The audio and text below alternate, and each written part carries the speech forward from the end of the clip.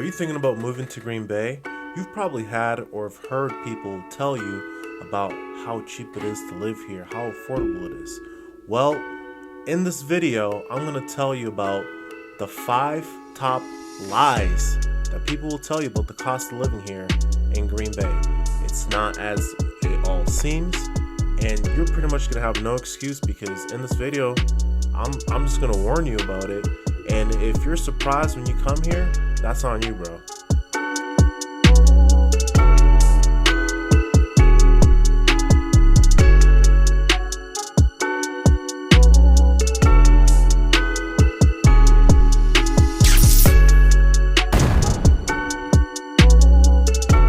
Myth number 1, housing here is always cheap. Although, I'm not going to say that this is 100% a lie, because the cost of living here in Wisconsin in general, especially here in Green Bay, is a lot lower than a lot of places. But because of the limited amount of inventory that there is, and inventory I've explained in another video, but if you've never heard of the term, it's if nobody ever sold another house again, in Wisconsin, how many months left of actual available houses are remaining. And that's what that means. So in Green Bay, on average, it's like about 2.8 to 3 months of inventory. So that's not that many homes. As much as builders and stuff are trying to build more and more homes to kind of meet the demand of people trying to buy, there's just not that much available. And because there's not that much available, that makes prices go up, right? Same thing with the economy and things like that.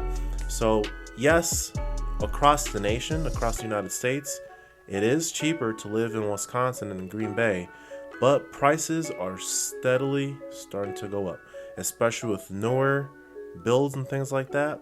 You're looking at, for a brand new house, like freshly built house, looking at least $380 and above for that home. Number 2, utilities are dirt cheap. No, that's wrong. Utilities here are on something else, bro. They suck. I hate them. When I lived in a smaller apartment, the utilities weren't that bad. But the bigger your place starts to get, the more expensive the utilities begin to get. In the winter, because how cold it gets, your heating costs will go through the roof. It is what it is. Like this week, we're down in the 10s. The next week, it might drop down below 0, then back up to the 40s, and then down to the 30s. And the constant changing in weather, and I actually made a video about this, how cold it gets in Green Bay. And there should be a little link that pops up right there. You could check that video out. But pretty much the constant change in weather will have you changing how much you're heating your home and how much you're letting it sit. And when it comes to the summer, it gets hot enough. Yeah, it's not hot like it gets down south in southern states, but being acclimated to the cold, once you start hitting high 80s into the 90s, that starts to feel hot. Now, if you add some humidity in there, it can get humid out here too. Now it's really hot. So both in the summer and in the winter, your utilities will go up. I'm telling you, it's not as cheap as what people say. Yeah, we might have a power plant and a couple things like that, but no, no. Number 3, there are no hidden expenses.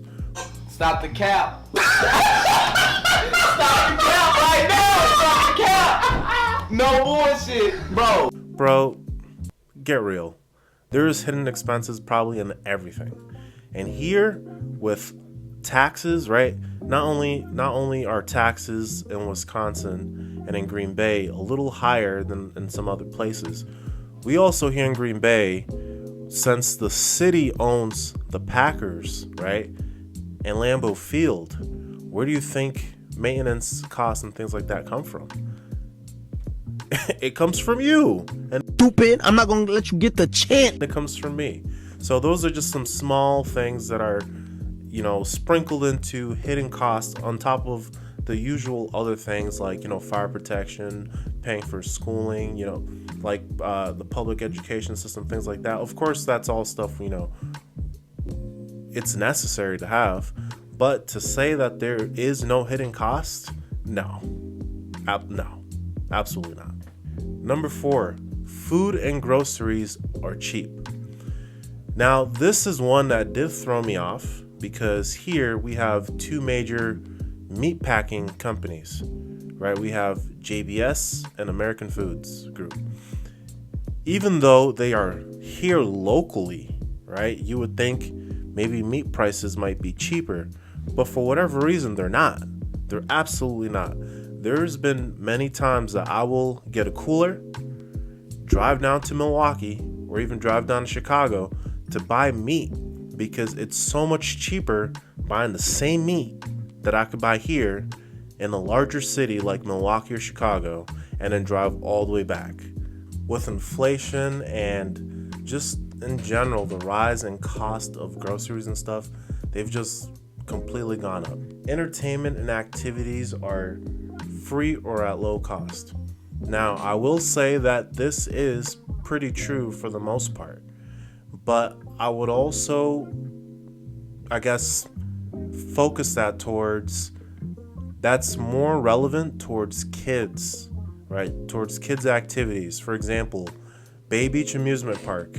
That's very, very low cost, and it could be pretty fun too, even with some adults, but you're not going to just go there without any kids because it's really geared towards children. Same thing with the wildlife sanctuary.